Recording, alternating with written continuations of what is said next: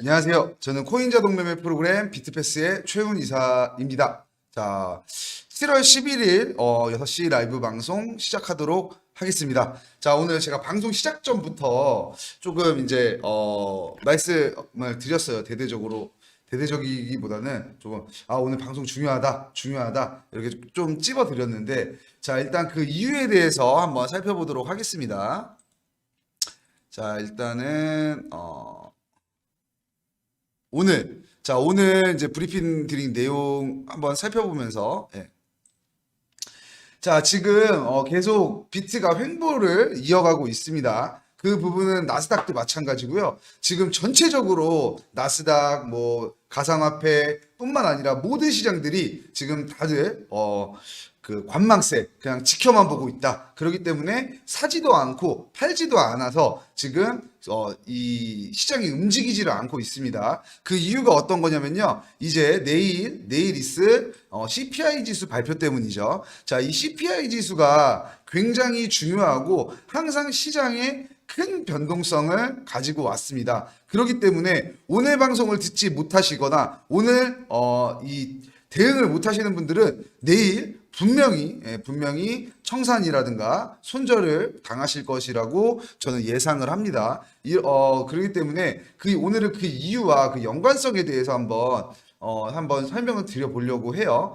자, 일단은요, 지금 시장을 한번 보겠습니다. 여러 가지 요소들이 있을 텐데, 자, 일단은 한번 우리 그 하이라이트 한번 찍고 갈까요? 자, 내일 시장은 굉장히 시장 전체가 말 그대로 숏을 칠 가능성이 높다. 예, 뭐 제가 뭐 예언가가 아니기 때문에 숏이다라고 말씀드리기는 어렵지만 숏을 칠 가능성이 높다라는 겁니다. 근데 지금 그 거래가 걸려 있는 것들 있잖아요. 미체결 약정들 보면은 지금 다 롱으로 걸려 있기는 합니다. 지금 롱으로 훨씬 더 많은 수량이 많이 걸려 있기는 하는데, 제 개인적인 관점으로는 내일 하락을 할 가능성이 굉장히 높다. 자, 왜냐면은 저는 제가 말씀드렸던 것처럼 뭐 이제 차트라든가 이런 것들을 보지 않고 그냥 거시경제만 보고 이제 어느 정도 관점을 형성해 가거든요. 저는 이제 거시경제만 보고 뭐 차트가 뭐 지금 뭐 어디를 찍어서 어디를 뭐 지나쳐가지고 이런 것들은 저는 잘 이렇게 체감이 되지 않고요. 그런 것보다도 지금 실질적으로 이 경제들이 어떻게 움직이고 있는지에 대해서 파악을 하고 이제 하방 추세가 나올 건지 아니면은 상방 추세가 나올 건지에 대해서 예측을 하는 편입니다. 근데 아마 많은 투자자분들 세계적으로 많은 사람들이 지금 그 상방 쪽으로 많이 예상을 하는 것 같아요. 근데 저는 과감하게 남들이 네라고 할 때 아니오라고 하겠습니다. 내일 그 소비자 물가 지수 발표가 지수가 높게 나와서 시장이 하락을 할 것이다 라고 자 일단은 예상을 하고 가겠습니다. 자, 그 이유에 대해서 한번 말씀을 드려보도록 하겠습니다. 자, 일단은 지금 현재 시장이 관망세가 강해서 횡보를 오랫동안 하고 있죠. 지금 이 횡보를 하는 가격 자체가 모두 다 제가 계속 한 달 가까이 말씀드린 것 같은데, 블랙록 ETF 산장 신청 호재가 지금까지 쭉 이어져 오고 있다라는 겁니다. 자, 이 호재도 만약에 상장이 일단은 6월 30일 날 한번 승인 거부가 났으며 그리고 4일 만에 재신청을 했습니다. 해서 유지가 되고 있다. 자, 말 그대로요. 자, ETF 상장 신청 호재는요, 정말 실질적으로 이제 상장이 되기 전까지는 이 30K 4천만 원을 업비트 기준으로 4천만 원을 뚫기가 힘들다고 봅니다. 진짜 상장이 되지 않으면은 이제 상장 신청을 했다는 것만으로 이 올랐던 20% 30%가 올랐던 이 상승폭들이 만약에 거부가 나면은 그대로 반납을 할 수가 있다라는 거죠. 자, 그래서 이제 더 이상 이 블랙록 ETF 상장을 신청한 것만으로는 다른 투자자들의 어떤 자금이라든가 신규 투자자들이 다시 들어오기가 너무 어려워졌다. 이제 끝났다라고 보면 될 것 같아요. 그래서 시장이 굉장히 불안정하죠. 자, 상장 신청을 해서 상장까지 해버리면은 이게 유지가 되고 아니면은 더 그 블랙록의 자금 그리고 다른 대형 투자 운용사들의 자금들이 들어오면서 시장이 활발해질 텐데 지금 한번 거부를 당했기 때문에 지금 실질적으로 이제 눈으로 보는 거죠. 자, 진짜 상장 안 하면은 상장을 했다는 이유만으로 내가 이제 더 이상 돈을 넣을 수가 없어. 이렇게 되는 거죠. 진짜 해봐. 상장 진짜 해봐. 이제 이렇게 된다는 거죠. 그렇기 때문에 지금 4천만 원 그리고 30K를 계속 횡보를 이렇게 지속적으로 하고 있습니다. 그리고 내일 있을 변동 12일, 13일 있을 CPI 지수 발표와 그리고 PPI 지수 발표로 굉장히 큰 변동성이 일어날 것이며 이 지수 발표가 이유는 뭐죠? 크게 말씀드리면은 26일 있을 FOMC 연준 금리 인상에 가장 큰 영향을 미치는 가장 큰 영향을 미치는 지표이기 때문입니다. 자, CPI 지수, PPI 지수. 자, 지금 혹시 정보공유방에서 혹은 아니면은 추후에도 이 다시 보기로 방송을 보실 분들께 여쭤보겠습니다. CPI 지수 뭐 이거 발표하면 변동성 일어나는 거 아닌데 이게 왜 이렇게 됐고 그리고 제가 왜 하락을 할 것이다라고 말을 하는지 아니면은 지금 현재 이런 것들을 다 파악하셔가지고 내일 하방 추세로 변동성이 크게 일어날 것이다 라고 예상을 하시는 분이 있는지 한번 여쭤보고 싶습니다. 그냥 CPI 지수가 발표가 있어가지고 또 청산비 비싸서 하락이고 상승이고 상관이 없죠. 그냥 내가 돈을 잃으면 하락비면 쏜 거고 내가 돈을 벌면 수익을 올리면 아싸 비용인 거죠. 그 이유와는 제가 말씀드렸죠. 이유는 크게 의미를 두지 않습니다. 자, 어저께도 말씀드렸던 거 비트코인이 떨어지는 이유는 다시 한번 여쭤볼게요. 그냥 이라고 하시는 투자자분들이 굉장히 대다수입니다. 비트코인은 그냥 원래 투기니까 누군가가 남 탓 이렇게 되는 거죠. 예, 남 탓이 되는 겁니다. 비트코인이 떨어지는 이유는 남 탓이 되는 겁니다. 시장 참여자는 저희지만 그냥 원래 비트코인은 원래 그런 거니까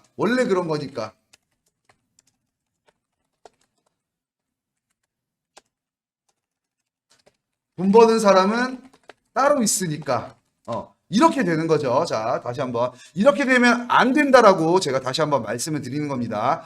자, 그래서 분명히 안녕하세요. 많이들 들어오셨네요. 예. 자, 지금 내일 제가 하방 추세로 갈 것 같다라고 예상을 했는데 그 이유에 대해서 아니면은 혹은 본인이 청산을 당하거나 본인이 손절을 당한 이유는 뭐죠? 프로그램이 제대로 움직이지 않아서 프로그램이 문제가 있어서 개인 매매 하시는 분들은 그냥 이유 없이 비트코인은 원래 떨어지는 거니까 원래 손실을 보는 거니까 돈 버는 사람들은 따로 있으니까 이런 이유를 도출해 내시는 게 굉장히 문제라는 겁니다. 자, 제가 그러면은 일단은 제가 말씀드렸던 부분 이렇게 강력하게 말씀드리는 부분에 대해서 한번 이유를 한번 설명드려 보도록 하겠습니다. 자, 일단 도대체 CPI 지수라는 게 뭐고 PPI 지수라는 건 뭐냐 무엇이냐를 알아봐야겠죠. 자, 쉽게 말씀드리면요.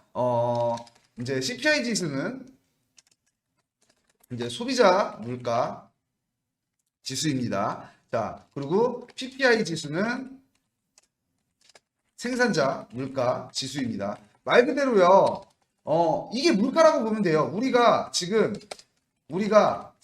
소비자가 혹은 근로자가 돈 주고 사 먹는 혹은 사 입는 누리는 모든 물가를 자, 이 CPI 지수로 하나로 측정을 해가지고 CPI 지수라고 합니다. 말 그대로 CPI 지수가 만약에 300이었는데 400이 됐다. 그러면은 순댓국이 10,000원이었는데 80,000원 되는 거예요. 그냥 그냥 대략적으로 말을 하면은 자, 그러면은 뭐라고 말하죠? 지금 우리가 8,000원 주고 먹었던 그 순댓국을 우리가 8만 원 주고 먹는다고 하면은 물가가 10배가 오른 거죠. 그러면은 월급이 10배가 오르던가 아니면은 저희가 거지로 살겠죠.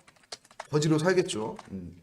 네. 자, 이게 바로 우리 소비자 물가 지수. 그러니까 말 그대로 정부에서 그 국민들이 이제 이 시장을 어떻게 잘 버틸 수 있는가 없는가에 대해서 예. 배상현님 손댓국 드신다고 하는데 없는가에 대해서 측정하는 지수라는 겁니다. 당연히 그렇기 때문에 어떤 게 있죠? CPI 지수가 높으면요. 금리 인상을 강력하게 해야 합니다. 자, 강력하게 해야 되죠. 예. 그렇기 때문에 이 금리 인상, 그 연준에서 혹은 뭐 한은에서도 마찬가지고 CPI 지수를 보고 이 금리 인상을 한다는 거죠. 자, 그리고 PPI 지수는 어떤 거냐면 생산자 물가 지수라는 겁니다. 자, 생산자 물가 지수에는 어떤 게 있냐면요. 이 생산자가 이 아까 말씀드렸던 이 순댓국을 한 그릇 내놓기 위해서 들어가는 물가라는 거죠. 뭐 순대도 있겠고, 뭐 들깨가루도 있겠고, 뭐 일해주시는 아주머니도 있겠고. 자, 생산자 물가 지수는 뭐 전체적으로 뭐 원자재, 그리고 운송비, 그리고 보관비, 그리고 임금, 직원들의 임금, 거기다가 이제 세금까지 뭐 이런 것들을 도합적으로 측정해 놓은 지수를 말한다. 자, 그 말은 무엇이냐? 당연히 PPI 지수가 높으면 CPI 지수가 높을 수밖에 없겠죠. 내가 만약에 아까 제가 말씀드렸던 것처럼 이렇게 해서 총 순댓국 한 그릇을 뭐 7만 3천 원에, 7만 8천 원에 만들어서 8만 원에 파는 게 잘못되는 겁니까? 예, 잘못된 건 아니죠, 절대로. 예. 그렇기 때문에 생산자 물가 지수가 높아지면 당연히 소비자 물가 지수가 높아지기 때문에 이 이 두 지수는 같이 갈 수밖에 없다라고 말씀을 드리는 겁니다. 근데 또 이 두 가지가 당연히 안 가는 경우도 있습니다. 자, 근데 어찌됐든 이 CPI 지수보다도 결과적으로는 이제 근원 물가 지수가 중요하거든요. 이 근원 물가 지수는 어떤 거냐면요. 이렇게 설명을 하면 될 것 같아요. 자, 우리가 가끔 이럴 때가 있습니다. 가뭄, 홍수, 이러면 어떻게 되죠? 야채 값이 폭등을 합니다. 그리고 당연히 구제역이 터지면 고기 값이 폭등을 하고요. 그리고 국제 유가가 올라간다라고 하면은 당연히 기름이 들어가는 모든 산업이 가격이 올라가겠죠.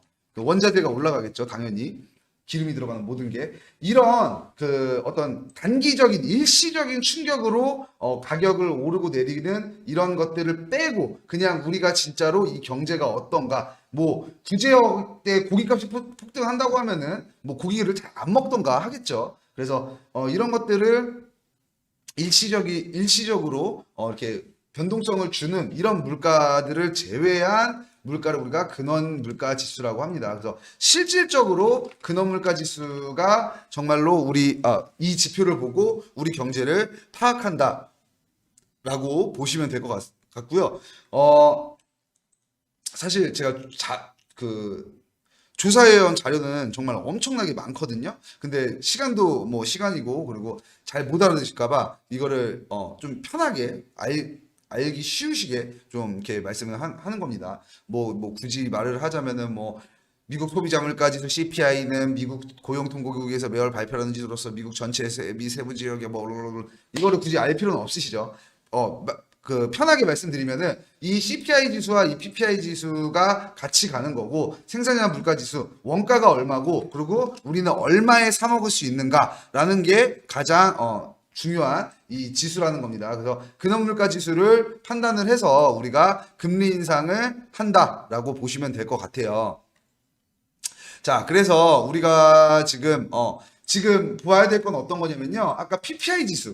자, PPI 지수가 높아지면 당연히 CPI 지수도 높아지고 그러면 어떻게 되죠? 당연히 금리 인상 되는 거죠. 근데 이게 PPI 지수가 빡세게 높아졌다라고 하면 CPI 지수도 빡세게 높아질 거고 빡세게 너무 저렴한 거예요. 네.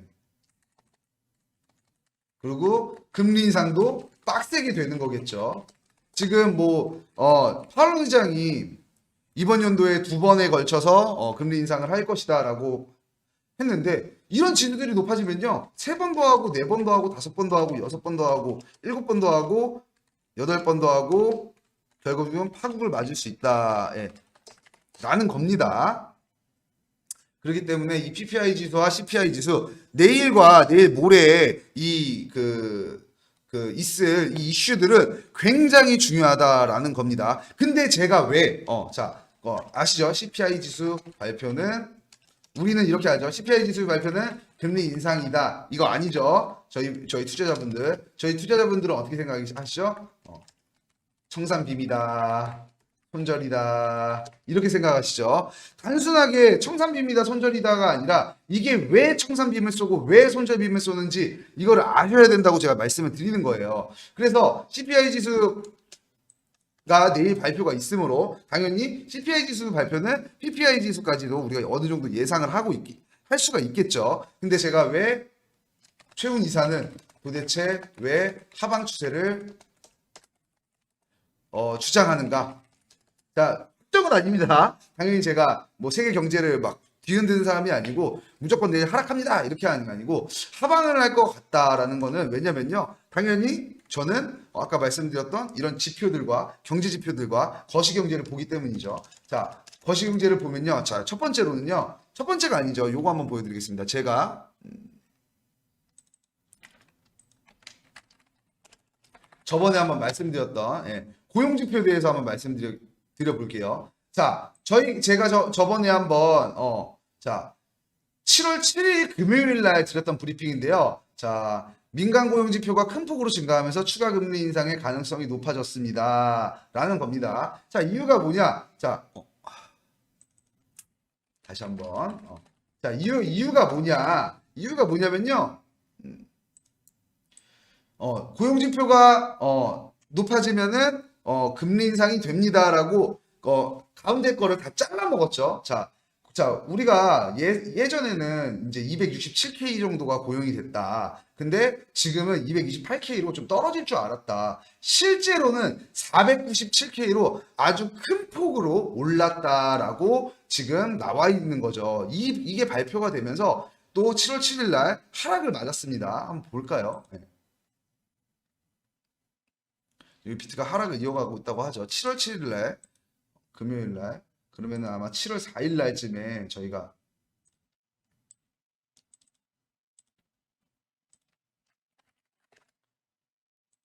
자, 7월 7일 날 이걸 하락을 했습니다. 볼까요 한번?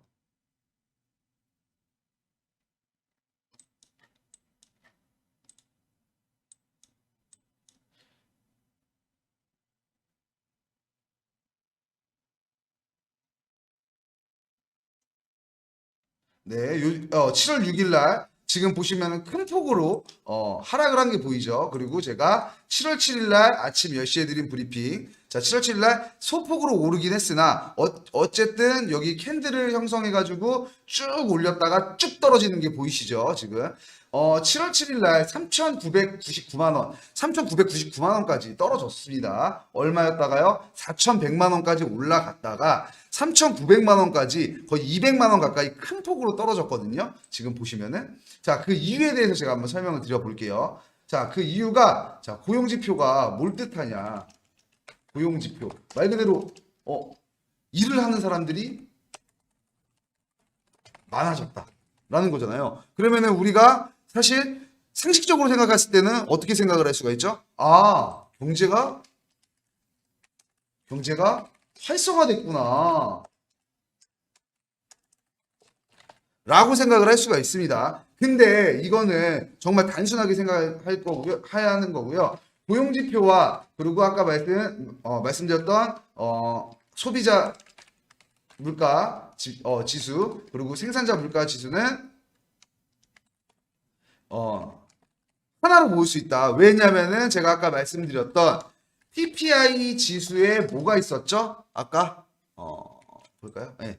여기 임금이라는 게 있습니다. 자, 우리가 고용을 하면요.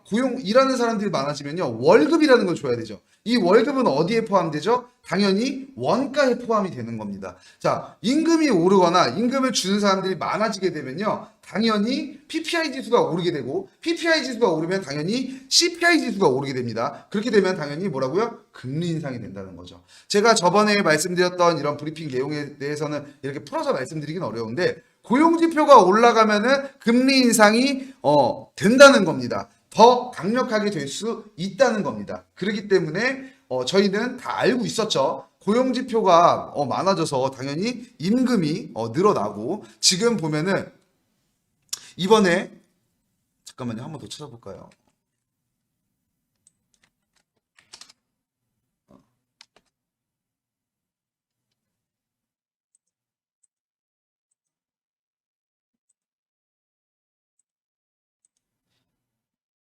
자, 안 나오네요.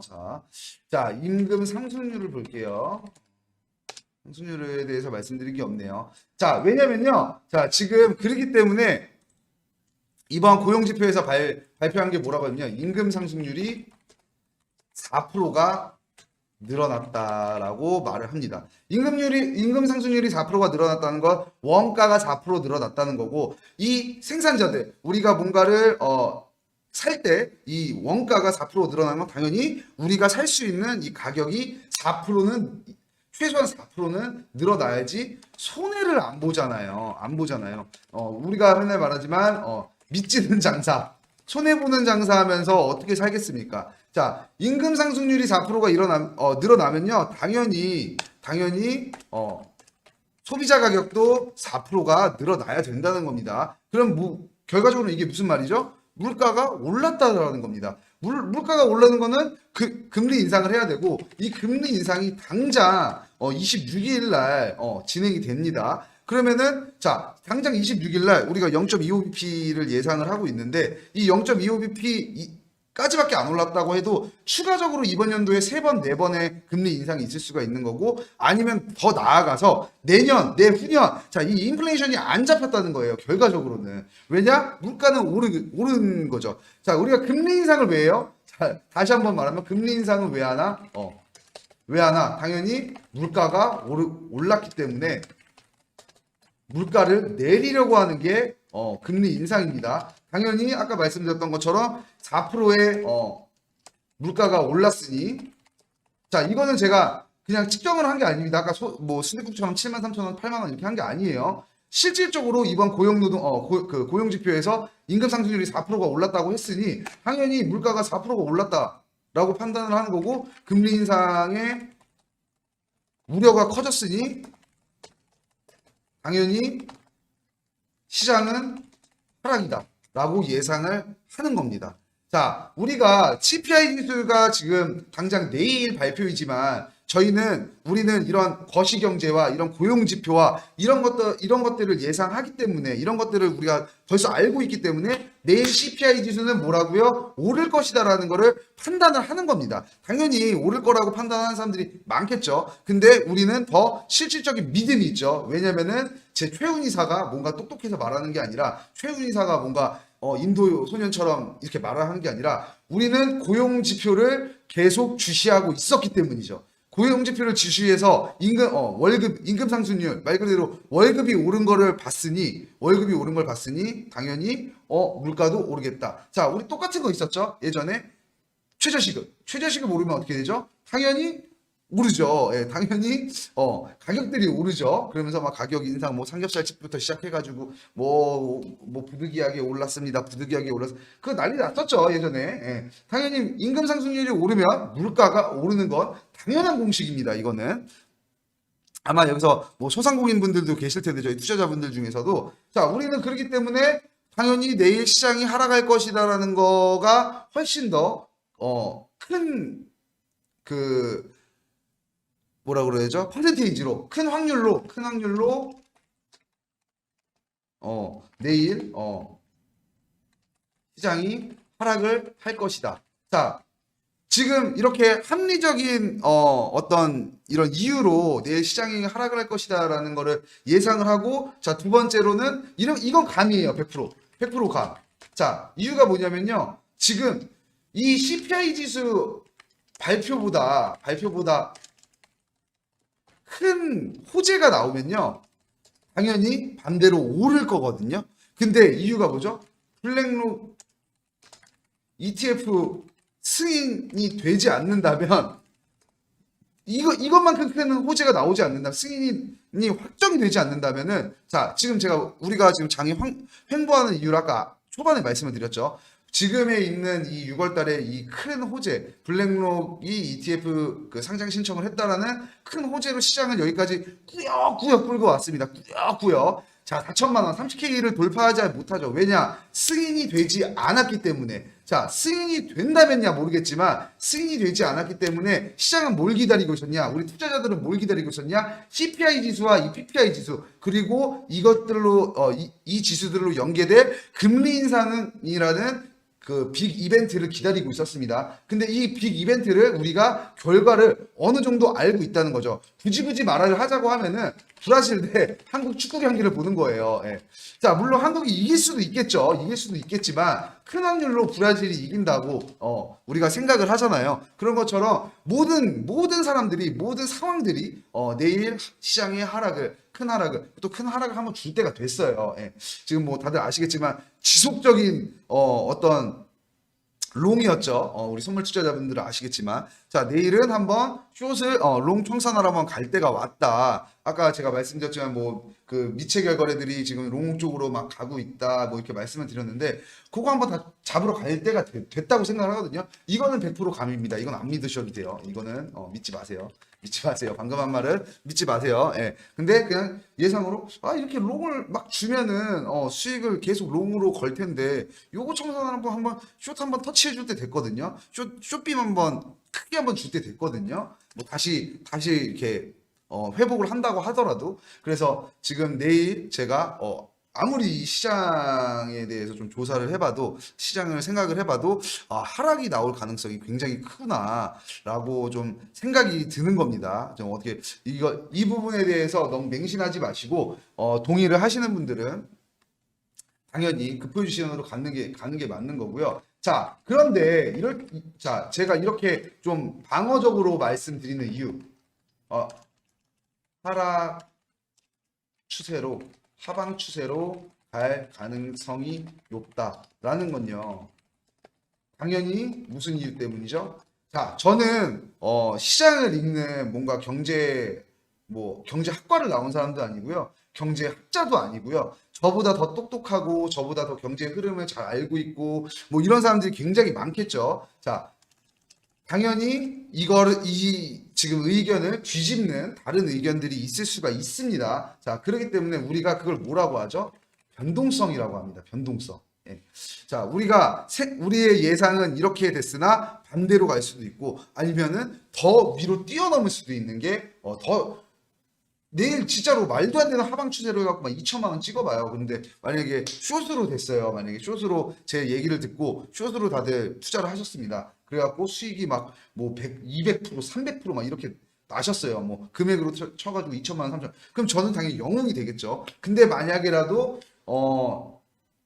이 일개 한국에 있는 이 프로그래머가 뭐 경제도 아니고 이 투자 프로그램을 만드는 프로그래머가 알 수 있는 것을 이 경제를 휘두르는 사람들이 과연 모를까라고 해서 반대로 상방으로 꼽는다고 하면은 저희 투자자분들은 전체적으로 다 시드를 잃는 상황이 나오겠죠. 그렇기 때문에 이런 변동성, 제가 말씀드렸던 것처럼, 자, 다시 한번 그림 함께 할게요. 자, 제가 어저께 그렸던 이 그림판이 그 부분을 말씀을 드리는 겁니다. 자, 시장은 확실히, 저는 이것도 확실하진 않지만 확실히 우상향을 하고 있다라는 거는 아무도 반박을 못할 거라고 생각을 합니다. 이건 확실합니다. 자, 이유는 뭐죠? 자, 비트코인이 얼마부터 시작했는지, 비트코인 초반에 얼마부터 시작했는지를 보시면 아시겠죠. 뭐 400만 원, 500만 원부터 시작해갖고 지금 4천만 원이 됐습니다. 어쨌든 우상향이죠. 추후에 어떻게 떨어진다고 해도 현재의 관점에서 보면은 우상향입니다. 자, 그 결과 하지만 이 비트코인 시장을 안정적으로 보지 못하고 불안정적으로 보고 투자자들이 손해를 입는 경우가 어떤 거죠? 변동성이 너무 크니까.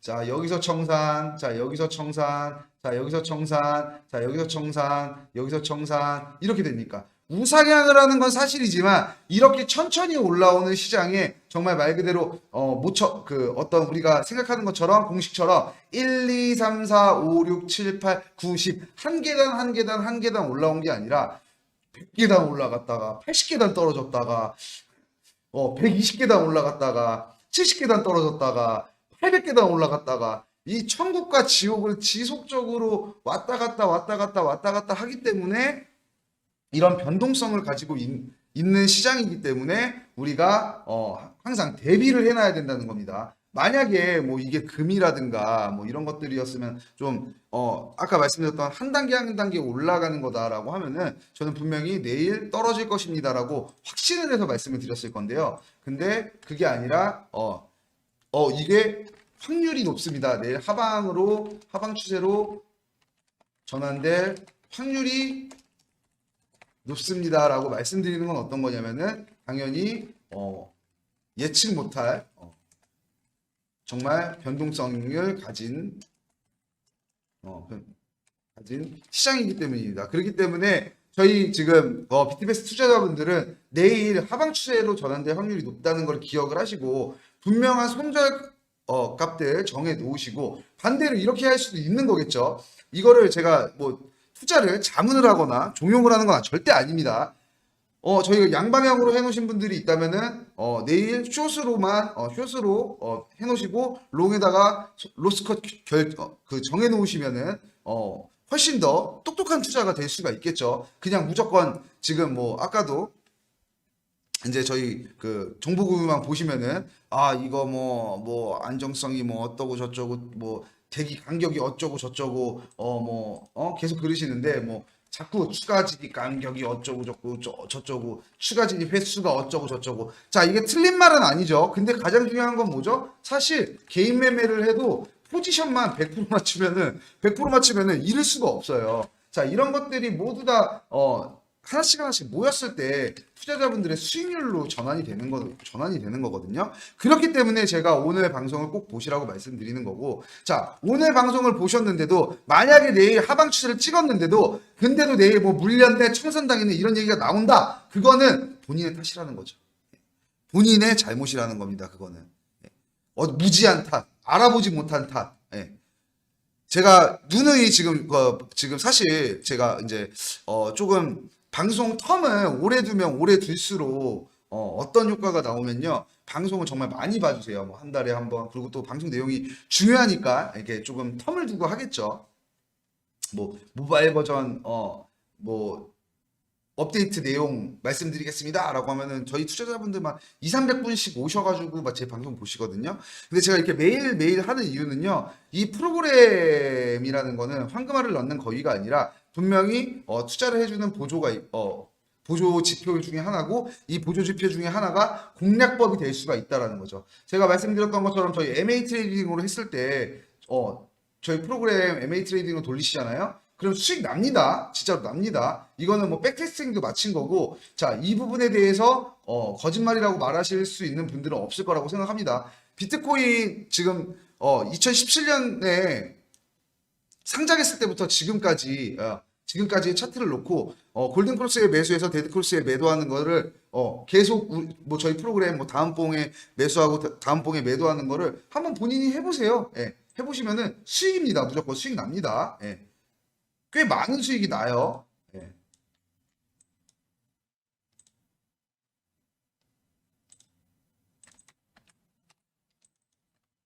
자, 근데 어떤 공략법이 있었죠? 30일 7일선이라는 조건을 제시했을 때 수익이 난다고 말을 하는 겁니다. 자, 제가 만약에 4시간 차트에다가 30일 7일선으로 놓게 되면은 안정적이고 꾸준한 수익이 난다는 겁니다. 자, 여기서 볼게요. 저번에 뭐 다음 봉이라 그러니까 그냥 찍겠습니다. 대충 플러스 마이너스 하세요.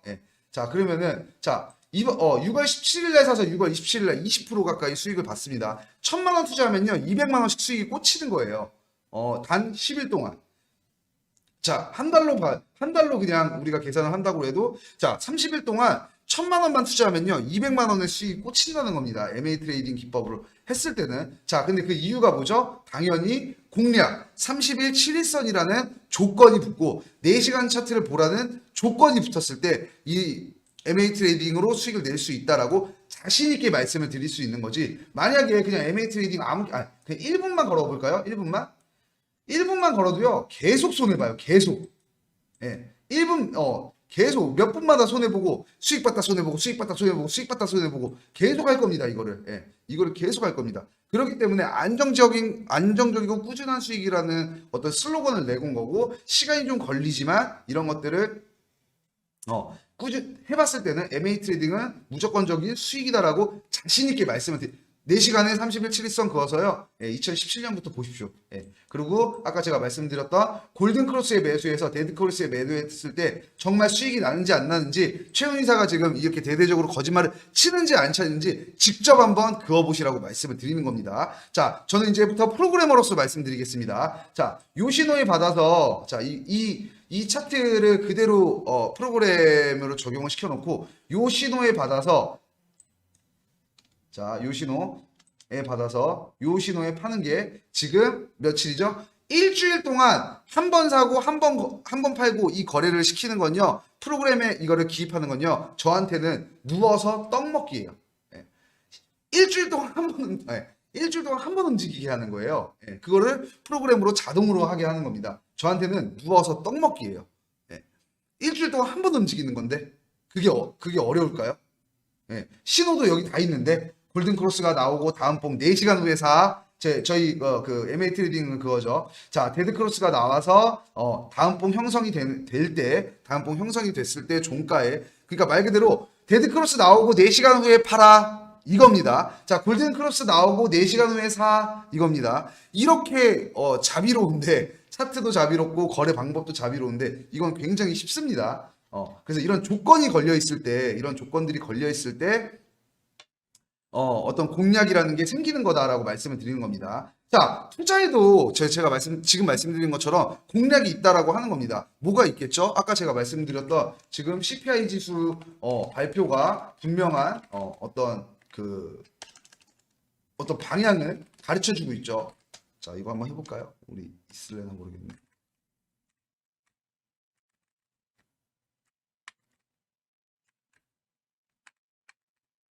내려가는 건 없나요? 없나 보네요. 이렇게 방향을 가르쳐 주고 있어요. 이정표가 있습니다. 자, CPI 지수 발표. 자, 우리가 7월 12일 날 일어날 일은 알 수가 없죠. 당연히 저는 타임머신을 타고 온 게 아니기 때문에요. 근데 자, 우리가 어떤 걸 하죠? 미래를 예측하기 위해서 과거를 봐야겠죠. 고용지표가 자, 임금 상승률 4%대를 4% 상승했다고 말을 하고, 그리고 아까 예상치 228K를 고용할 줄 알았는데 416K인가요? 제가 기억을 못해서. 자, 2배 가까운 고용 인원이 증가를 했습니다. 우리가 예상을 한 것보다 2배 이상이 높아졌어요. 이거는 뭐 조금 막 한두 명 더 고용했다고 해가지고 이게 막 하방 상방을 가리진 않죠. 근데 2배 이상에 가까운 고용 인원이 됐습니다. 그러면은 제가 아까 뭐라고 말씀드렸죠? 여기서 바로 CPI 지수로 가는 게 아니라 PPI 지수가 높아지겠구나를 예상하고, 그 다음 책 어디로 가죠? CPI 지수가 높아지겠구나를 예상하죠. 내일 일어날 일은 없으나. 자, 예상을 하면은 어떻게 되죠? 그럼 금리 인상 우려가, 긴축 우려가 강화되겠구나. 그럼 모르죠? 시장이 내가 가지고 있는 비트코인이 혹은 주식이 나스닥이 떨어지겠구나라고 예상을 할 수 있다는 겁니다. 자, 여기 공략집 여기 있잖아요. 백과사전 여기 있고. 자, 지금 나와 있잖아요. 제가 백과사전이라는 게 아니라 지금 이 고용지표 하나를 보고 PPI 지수를 저희가 도출할 수 있고, CPI 지수를 도출할 수 있고, 금리 인상 우려와 긴축 우려, 말 그대로 투자자의 심리를 우리가 예상할 수 있고, 그렇게 되면은 시장의 결과를 예상할 수 있다고 말씀을 드리는 겁니다. 이렇기 때문에 제가 오늘 이 방송이 굉장히 중요하다고 말씀을 드리는 거거든요.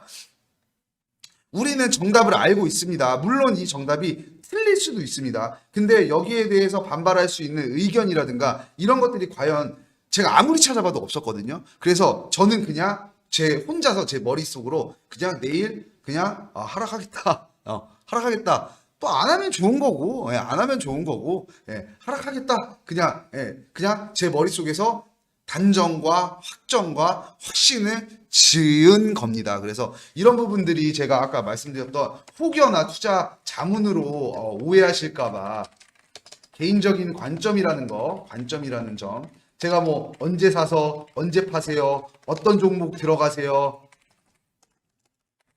말씀드린 게 아니죠. 그냥 내일 추세가 하방 추세일 것 같다. 뭐 이런 거는 판단할 수 있잖아요. 내일 비가 올 것 같네, 허리가 아프네, 뭐 이런 거잖아. 아니 사실 이렇게 좀 민간요법도 아니죠. 허리가 아파서 내일 비가 오겠다.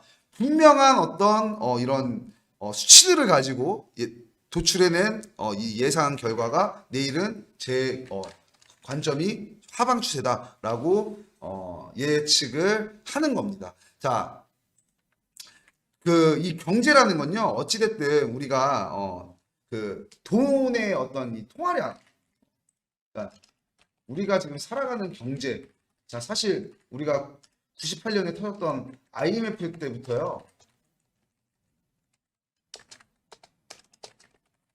이때 기억하시는 분들 있으실지 모르겠지만, 국가무도의 날이라고, 거기에 이제 영화도 나왔죠. 그 영화 보시면 지금이랑 되게 비슷합니다.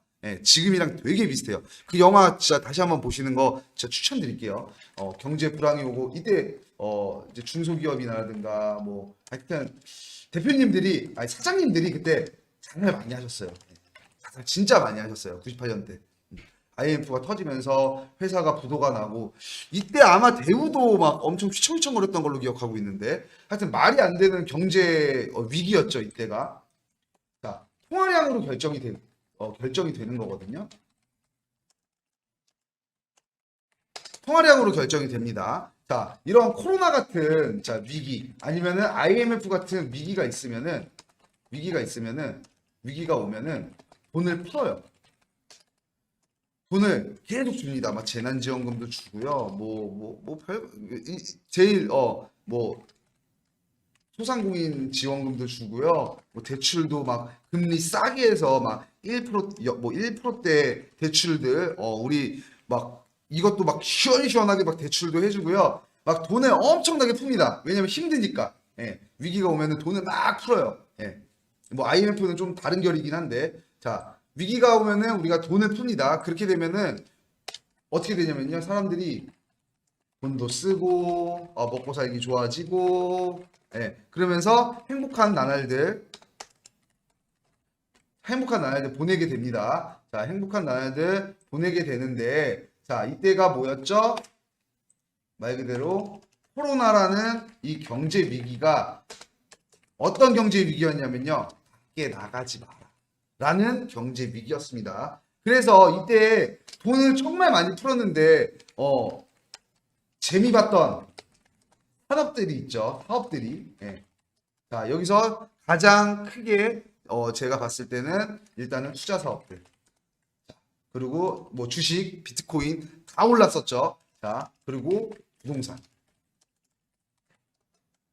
부동산 정말 많이 올랐습니다. 밖에 나가지 말라고 하니까 돈 쓸 데가 없으니까 막 명품도 사고 막 나가서 맛있는 것도 먹고 해야 되는데, 나가려면 마스크 써라 나가지 마라, 밖에 나가면은 큰일 난다 이래 버리니까 밖에 나가지 않았던 그런 사업들이 다 호황을 맞게 되죠. 호황을 맞게 됩니다. 자, 지금 난리 났죠. 뭐 집값이 뭐 떨어지네 마네, 그리고 뭐 고정금리가 아니라 변동금리였던 사람들은 뭐 이제 뭐 그 영끌족들 막 다 큰일 났네 마네. 자, 이유가 뭐죠? 자, 행복한 나라들을 보다가 사업들이 되게 호황을 보다가 이유가 뭐죠? 당연히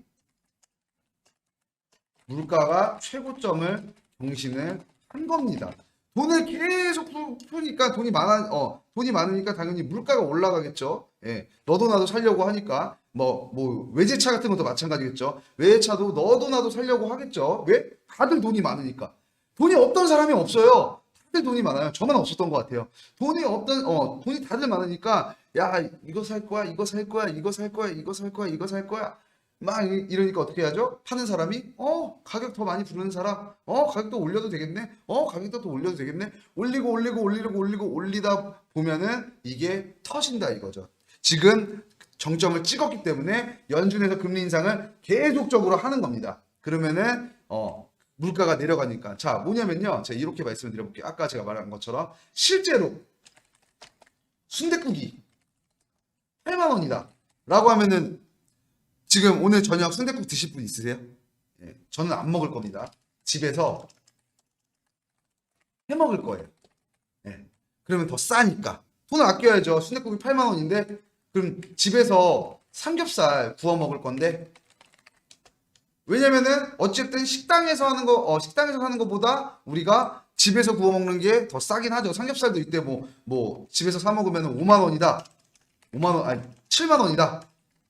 그러면은 우리가 어찌됐든 밖에서 나가서 먹는 것보다 집에서 먹는 게 더 싸니까. 예. 자, 이게 똑같이 왔던 게 어디냐면요, 일본이에요. 일본. 예. 일본이 금리 인상을 하면서 같이 금리 인상을 해야 되는데 금리 인상을 하지 않았기 때문에 경제 불황이 왔고, 지금 엔저 현상 어마무시하죠. 지금 뭐 일본으로 놀러 가고 난리 났습니다. 자, 일본이 결과적으로는, 그러니까 일본의 돈을 세계에서 받아주지를 않는 거예요. 이유가 뭐냐면요, 금리 인상, 그러니까 말 그대로 미국이 금리 인상을 하면은 따라가야 되거든요. 따라서 금리 인상을 해야 되는데 일본은 안 하겠다고 버텼죠. 하여튼 그러면서 물가 폭탄이 터지면서 지금 제가 작년에도 했던 말인데, 일본 부동산 버블, 그리고 제가 이게 있을 거거든요. 제가 다시 한번, 자 정확히 보여드릴게요. 자, 일본 빈집 하면 나와요. 그냥 사람이 부동산 호황이었던 그 모든 부동산들이 지금 일본 빈집 쇼크랍니다. 그 2년 전이에요. 그래도 그나마 2년 동안 계속 버티고 있는 겁니다. 일본 사람들이 집을 사지 않는 이유, 10원짜리 집이 있다고 합니다. 자, 지금 우리가 500원짜리 동전으로 일본 가면 집을 살 수가 있다는 거예요. 빈집만 1000만, 신축도 빈집. 자, 이런 것들이 다 거품이 빠지면서 나오는 거죠. 자, 일본 요거 볼까요? 돈을 안 써요. 자, 유통기한 지난 음식을 돈 주고 사 먹는다고? 유통기한 지난 음식들을요, 돈 주고 사 먹어요. 일본에서는. 이유가 뭐냐? 돈을 안 쓰는 거죠. 아끼는 거예요. 돈을 안 쓰는 거예요. 왜? 물가가 비싸니까. 돈이 없으니까. 그래서 유통기한 지난 걸 돈 주고 사 먹는 겁니다. 자, 이렇게까지도 올 수 있기 때문에, 이런 물가라는 게 이렇게 무서운 거기 때문에 지금 세계 경제가 굉장히 불안정하고, 연준에서 뭐 매파, 비둘기파 이런 거 들어봤죠? 사실 비둘기파는 조금 착한 이미지고, 매는 그 생각하시는 독수리 매 맞습니다. 자, 세고 부드럽죠? 자, 매파 발언이란 말 많이 들어보셨을 거예요. 매파 발언밖에 안 해요. 이유가 뭐냐? 물가가 안 잡혔기 때문입니다. 그래서 이런 물가를 나타내는 게 이 CPI 지수고, PPI 지수고, 그리고 고용 지표까지도 연계가 돼 있는 거다, 다들. 이런 것들로 인해서 물가라는 걸 잡는 금리 인상이 결정되고, 이 금리 인상이 결정되면 어떻게 되죠? 아니 어차피 다 폭락을 할 건데 누가 투자를 해야겠어요? 투자자들도 돈을 다 빼는 거죠. 그리고 현금 확보를 하는 겁니다. 왜냐면은 내가 가지고 있는 현금의 가치가 상승할 것이라 라고 그 생각을 하는 거죠. 왜? 물가가 올라가니까, 물가가 내려가니까. 자, 그러면은 이유가 뭐죠? 현금은 화폐의 가치는 떨어져서 그렇게 된 건데 이게 다시 회복되는 게 굉장히 오래 걸린다라는 거죠. 그러니까 말 그대로 언제라고 할까요? IMF 때는 금모으기 운동 때문에 빠르게 좀 회복을 한 시기이긴 한데 하여튼 결과적으로는 지금 이 CPI 지수 발표 그리고 PPI 지수 발표가 시장에 영향을 주는 이유는 아까 제가 말씀드렸던 그런 이유들 때문이고 금리 인상을 촉진하는 그리고 긴축 우려를 촉진하는 그리고 금리 인상을 결정하는 중요한 지표이기 때문이고 우리는 그 전에 고용 지표를 보고 CPI 지수를 예상할 수 있다라고 말씀을 드릴 수가 있을 것 같습니다. 자, 그래서 CPI 지수가 내일 뭐 하방 추세이든 상방 추세이든 변동성이 많은 큰 시장이 올 거라는 거는 뭐 이런 지수들을 파악 안 해도 저희가 경험상 알 수가 있죠. 한 번이라도 손절 혹은 청산을 당해보신 분들은 아실 거라고 생각을 합니다. 그래서 이런 부분들을 제가 손절 라인 프로그램을 통해서 수익 볼 수 있는 구간에서는 극대화 시키시고요. 그리고 손실 보는 구간에서는 최소화 시키는 것을 권장드리겠습니다. 자, 제가 맨날 말씀드리죠. 아까 그림을 보여드렸던 것처럼 자, 저희 비트패스 투자자분들은요. 자, 우리가 먹을 때는 최대한 우리가 수익을 볼 때는 이쪽에서 보고 내려갈 때는 한 이쪽에서 끊자고요. 이쪽에서. 여길 기준으로 했을 때 한 이쪽에서 끊자고요. 이쪽에서. 여기까지 가지 말고 여기까지도 가지 말고 자, 어느 정도 수익 나면은 자, 수익률 그리고 얘가 떨어진다. 마이너스 최소화. 마이너스 뭐 1%, 뭐 혹은 2%, 혹은 3% 좀 수익은 최소화하고 수익은 극대화할 수 있는 그런 어떤 보조 도구가 돼가지고 이렇게 손절 라인 꼭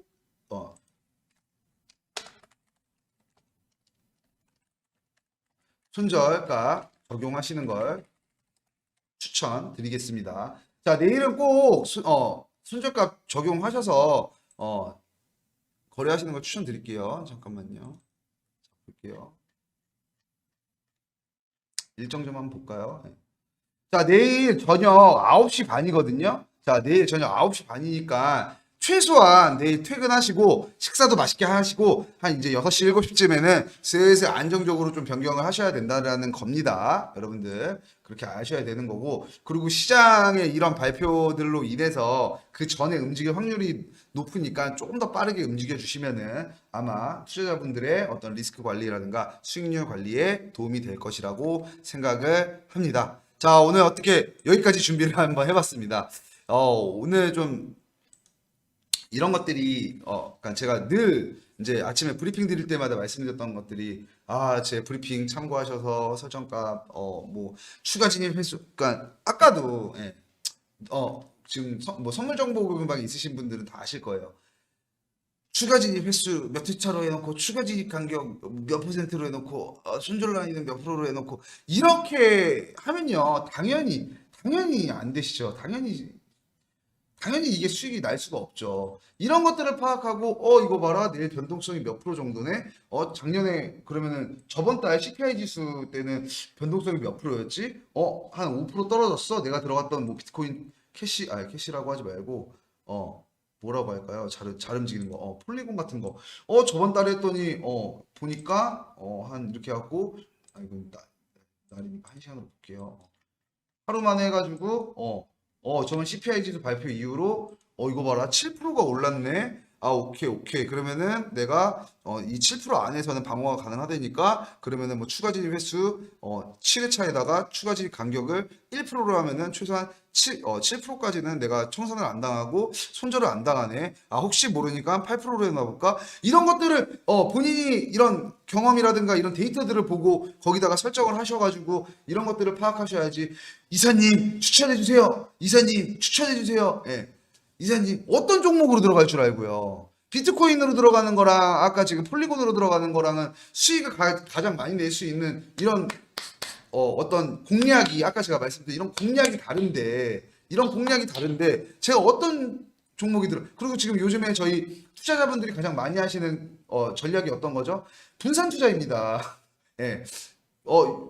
저희 박영도 고객님 47종목 들어가시지 않으셨어요? 47종목에 대해서 제가 설정값들을 다 하나하나 파악을 해서 알려드릴 수가 없어요. 그 매일매일 그거를 다 해가지고, 저희 투자자분들 전부를, 뭐 12종목 들어가신 분도 있고, 40종목 들어가신 분, 뭐 30종목 들어가신 분, 지금 분산 투자가 훨씬 더 청산가를 멀리하기 때문에 분산 투자하는 거를 훨씬 더 권장드리는데 물론 투자는 본인이 하시는 거지만 분산 투자를 했을 때 훨씬 더 안정적인 투자가 되는 건데 그냥 무작정 그냥 몇 종목을 어떻게 들어가서 어떤 설정값으로 어떻게 할까요? 이렇게 물어보신다고 하시면은 영리한 투자가 아니라는 거. 그렇게 하면은 워렌 버핏이 와도 뭐 자동 매매 프로그램 뭐 할아버지가 와도 안 된다는 거죠. 이런 것들이 다 가미가 되고 첨가가 되고 이런 것들을 계획을 짜놓고 데이터를 여기다가 넣었을 때 그때 수익률로 전환이 될 수가 있다라는 겁니다. 이런 부분들을 저희가 원데이 클래스를 통해서 알려드릴 수가 없어요. 매일매일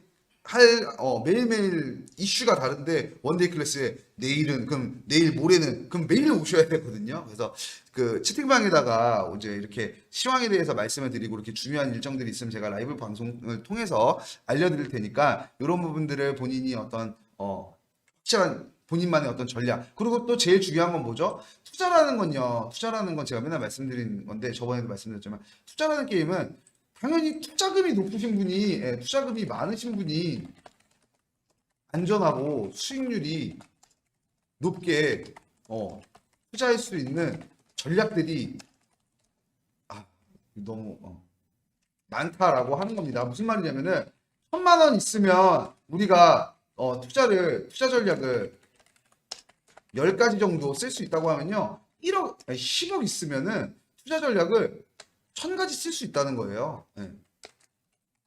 그러면은 어떤 장상황이 오더라도 얘는 10가지 정도밖에 못 하는데 얘는 어떤 장상황이 오더라도 거기에 맞는 전략들로 저희가 대비를 할 수가 있다라는 거죠. 이래서 제가 말씀드렸죠. 왜 개미는 잃을 수밖에 없는가? 라는 겁니다. 네.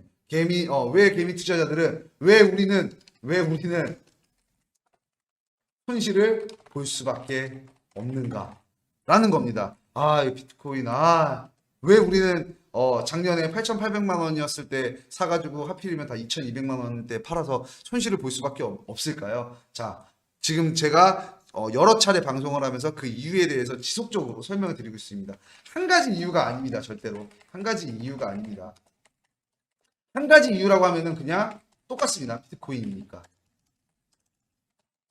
그냥 원래 그런 거니까. 인생은 쓰니까.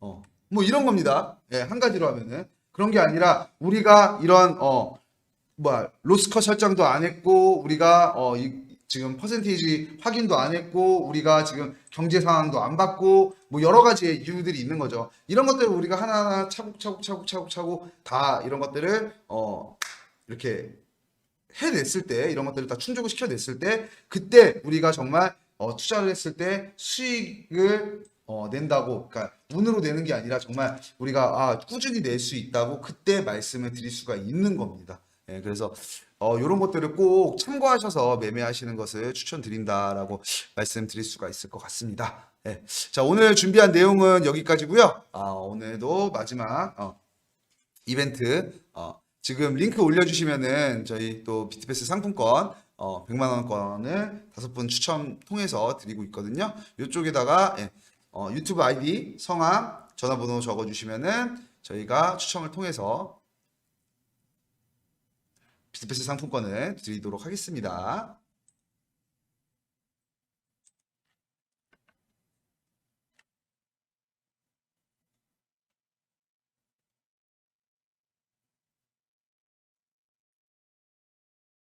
혹시 뭐 이제 지금 7시 4분이니까요. 7시 9분까지 받도록 하고요.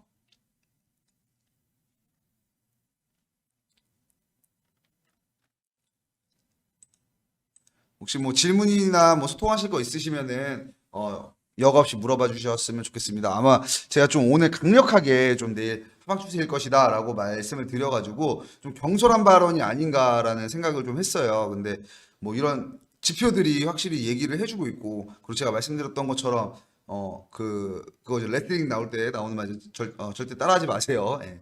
그냥 제 개인적인 관점일 뿐입니다. 근데 이게 너무 확실한 지표이기 때문에 예. 뭐 1 더하기 1은 창문도 아니고 1 더하기 1은 2라는 느낌이어서 좀 오늘, 그리고 지금까지 횡보도 너무 길어가지고 뭐 수익이라든가 수익도 안 나셨겠지만 손실도 안 나셨을 거고, 그리고 심심한장이 지금 이렇게 폭풍장화처럼 이렇게 폭풍이 오기 전날 밤처럼 계속 고요한 장이 지금 계속 이어지고 있잖아요. 너무 고요하다 보니까 정말 내일 있을 이 CPI 지수가 큰 변동성을 가지고 올 것 같아가지고 예. 마지막 손절 퍼센테이지 설명을 다시 부탁드리겠습니다. 라고 해서 제가 마지막 손절 퍼센테이지를 다시 한번 설명을 드릴게요. 마지막 회차수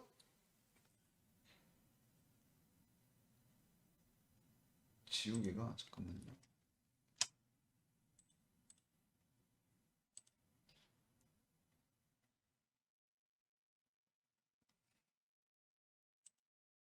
자, 이렇게 들어간다고 볼게요. 우리가 설정값에다가 추가 진입 간격을 1%로 해놓고요. 만약에 추가 진입 횟수를 6회차로 해놨습니다. 그러면은 이건 뭐죠? 1%가 될 때마다 우리가 1%가 떨어질 때마다 지금 우리가 분할 매수를 하겠다라는 말이잖아요. 그러면은 그냥 뭐 통상적으로 6% 정도까지는 우리가 방어를 한다라는 거잖아요. 자, 그랬을 때 우리가 손절값을 정해놓지 않으면은 이 밑으로 더 떨어지게 되면은 그냥 물린다던가, 올라오기 전까지 이쪽으로 올라오기 전까지 물린다던가, 여기 청산 가격이 있으면은 청산을 당하겠죠. 그래서 이 청산을 당하지 않기 위해서, 청산을 당하면은 내 투자금이 얼마든 빵원이 되는 이 위험한 시스템이니 여기에다가 우리가 손절가를 마지막 회차 손절 퍼센테이지를 정하자라는 겁니다. 여기다가 몇 퍼센트인지. 근데 문제는 어떤 거냐? 저희가 여기다가 0.1을 기입했다. 손절을, 마지막 회차수 손절을.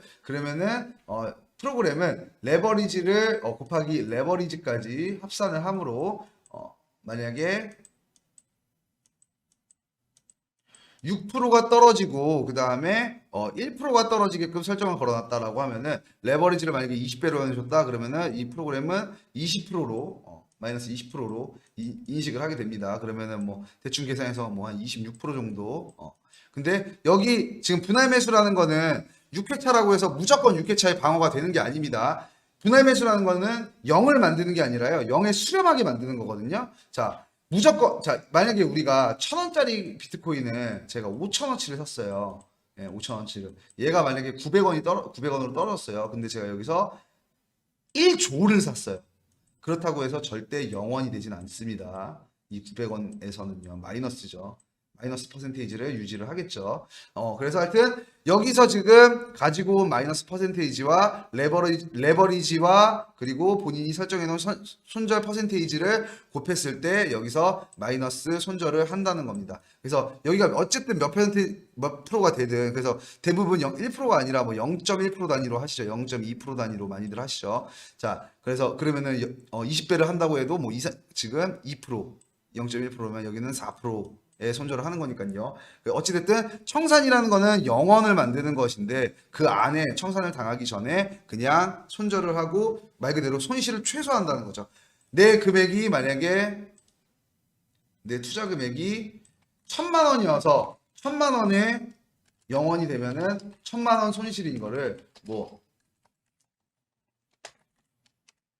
손절값을 뭐 한 10% 정도로 정해서 정해 놓는다고 하면은 1,000만 원이 뭐 한 900만 원이 되겠죠. 그러면은 손실을 최소화할 수 있다라는 겁니다. 그래서 이 손실을 최소화한 금액 시드를 지켜서 우리가 수익을 볼 수 있는 구간에서 또 수익을 보면서 이 시드 금액을 뭐 900만 원에서 뭐 9천만 원 이렇게 올리면 되는 거고요. 그런 구간들을 계속 우리가 봐야 된다. 제가 아까 그 표로 보여드렸죠. 이렇게 올라갔을 때 이렇게 움직이는 장이라고 하면은, 자, 손실은 최소화하고 수익은 극대화를 시키는 프로그램이다 라고 보시면은 될 것 같습니다. 자, 이제 시간은 끝났고요. 자, 볼게요. 몇 분이나 해주셨나.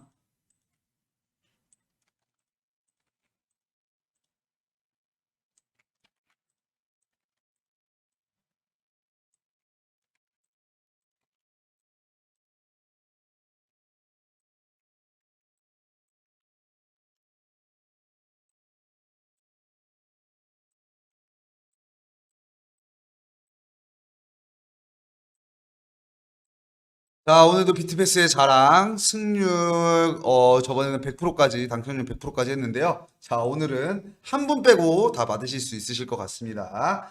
자, 추첨하기 해서요. 5분 추첨 시작.